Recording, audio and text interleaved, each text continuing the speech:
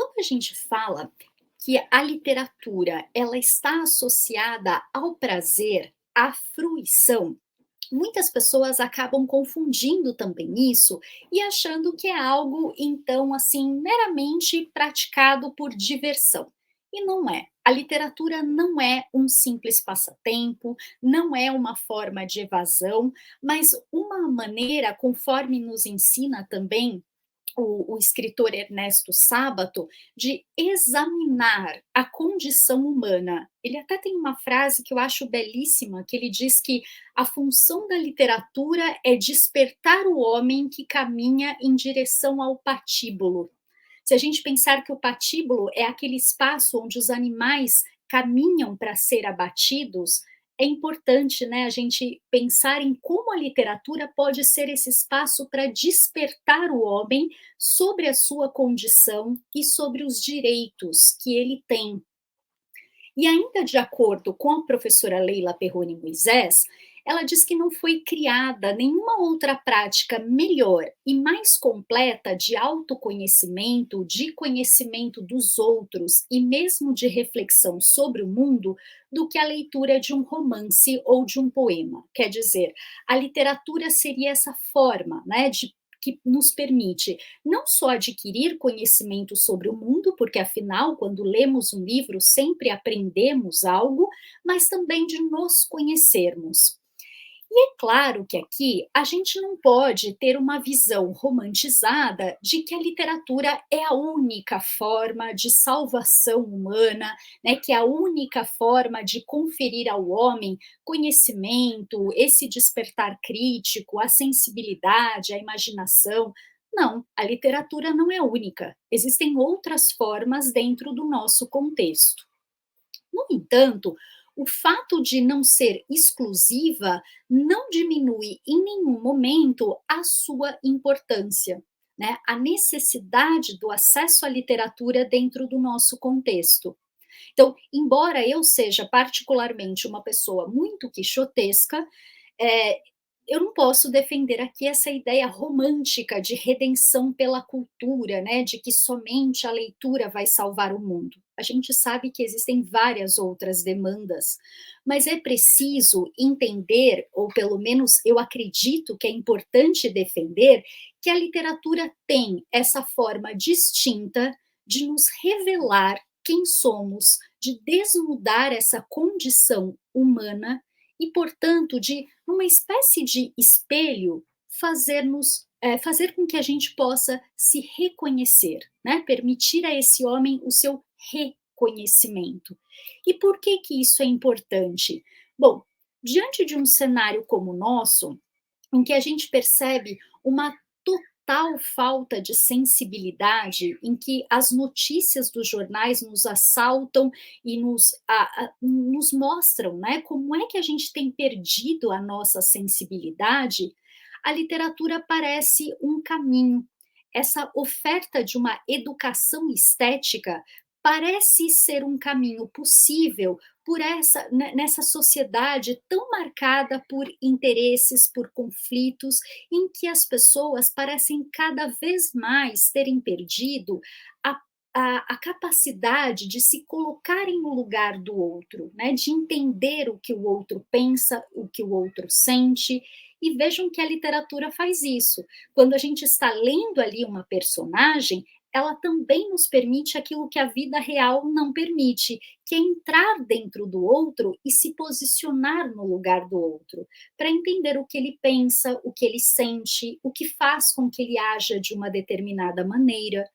E se a gente quer mudar essa sociedade, é preciso transformar os seus atores, que no caso somos nós, né, seres humanos. E eu digo que talvez, isso é muito triste, a literatura seja hoje um dos raros espaços de liberdade que a gente ainda tem. Né? Então, que a gente possa fazer uso também desse espaço e compreender, né, essa potencialidade que ela tem.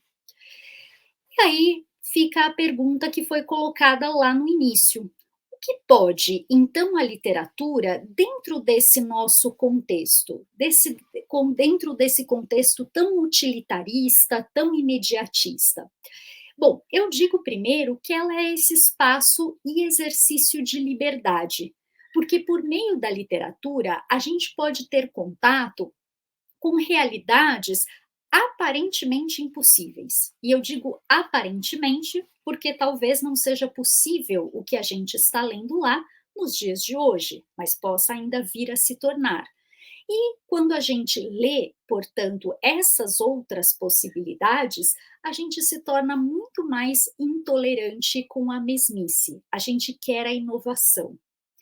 A literatura, ela abre esse espaço para a imaginação, para a fantasia, e recorrendo somente à palavra, repito, é só papel e tinta, nós não temos outro material que não seja esse, a palavra assumindo a sua materialidade no papel, na folha em branco, por meio da tinta, ela é capaz de libertar, de nos tirar desses grilhões que nos apresentam no cotidiano como sendo o único caminho possível, como sendo a verdade. E com isso, ela nos impede de reduzir a vida a essa realidade cotidiana. Ela nos mostra outros caminhos possíveis. Ela também provoca o inesperado, né? Ler, eu digo que pode gerar a invenção, pode estimular a imaginação, pode nos levar a construir, inclusive, algo que ainda não está concebido, que foi ali imaginado e que pode se tornar concreto. E pode ainda estimular a nossa curiosidade. E nada mais perigoso do que a curiosidade, porque nós vivemos num sistema que foi realmente estruturado para a repetição, para o trabalho duro, para o não questionamento, e a literatura desperta essa outra possibilidade, esse outro caminho. Ela gera em nós essa inquietação. Por que não pode ser assim? Por que esse contexto não poderia ser modificado? E isso, claro, não é algo desejável dentro de um contexto em que se quer pessoas que repitam e não que questionem. Além disso, o contato com o texto literário, e veja, não estou falando sobre o texto literário, o contato com esse texto pode fazer com que a gente saiba o que a gente quer e, principalmente, que a gente se torne capaz de articular bem essas demandas, de fincarmos a nossa posição do mundo, de fazermos os de discursos, né, que sejamos capazes de construir instrumentos de conquista de nossa liberdade. De novo, isso é algo que não é desejável. A leitura literária também permite que nós sejamos transportados para outras dimensões. Quem aqui nunca se sentiu imerso em um outro contexto, em uma outra localização geográfica, sem nunca ter saído de dentro do seu próprio quarto? Quem é que nunca foi para uma outra instância mais acolhedora do que o contexto em que você está fisicamente inserido? Isso é uma potência que a literatura tem e que, claro, também não se deseja que as pessoas se sintam assim numa sociedade tão utilitarista e tão pragmática. Então, é diante de todas essas potencialidades que a literatura, a gente começa a entender que esse não acesso à literatura, essa não garantia de acesso à literatura, ela é algo planejado, ela é algo pensado, porque afinal a gente sabe que é um privilégio e o privilégio tem que ser concedido apenas a alguns. Gramont nos diz assim: para obedecer não é preciso enxergar. O silêncio é a linguagem da submissão. Para executar ordens, a palavra é inútil. Vejam, se é o silêncio que se deseja instaurar e, portanto, a oposição ao questionamento, à reflexão, à criatividade, é muito compreensível, porque a literatura vai tendo cada vez mais o seu espaço restringido dentro da sociedade. A literatura, se a gente pensar para dentro do nosso contexto, ela coloca em xeque a ordem que está instaurada, porque ela nos convida justamente a nos inquietarmos, a nos identificarmos com aquelas outras personagens e com as suas formas de agir.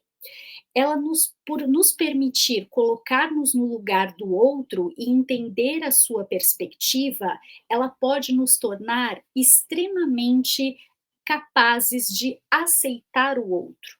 E o que é que pode ser mais perigoso do que isso, dentro de um contexto em que se quer exatamente o contrário, que as pessoas não se aceitem e não se unam em prol de uma determinada causa. O que eu quero é justamente que quanto mais divergentes as pessoas forem, menos elas unem as suas forças para lutar em torno de algo comum. Então, a literatura acaba de fato sendo um perigo a esse status quo que se deseja manter. Eu sempre digo que conferir acesso à literatura e acesso efetivo pode ser uma forma de colocar em xeque toda essa estrutura social que nós temos estabelecida, que as pessoas aceitam como verdadeira, como o único caminho possível, como algo já estabelecido. E é claro, não se quer se não é de interesse daqueles que ocupam o poder fazer com que esse status quo possa ser questionado. Ao contrário, o que se deseja é a sua manutenção. Então, quando as pessoas me dizem assim: "Então, Diana, você está dizendo que a arte é inútil?", dentro desse nosso contexto utilitarista e pragmático, a resposta seria sim. Só que a arte, a gente tem que pensar para além desse contexto utilitarista, imediatista, que só mede resultados por números. Eu digo que a arte só é útil indiretamente, porque a arte não lida de fato com elementos imediatos, mensuráveis, pragmáticos, ela lida com objetivos superiores. Ela está nos convidando a enxergar a realidade para além daquilo que aparenta ser. É a leitura, como eu repito, das entrelinhas. E justamente com a capacidade de poder alterar esta realidade, porque incita a imaginação, a reflexão, o pensamento crítico. E é por isso, por essa possibilidade de modificar a realidade, que a literatura é considerada perigosa.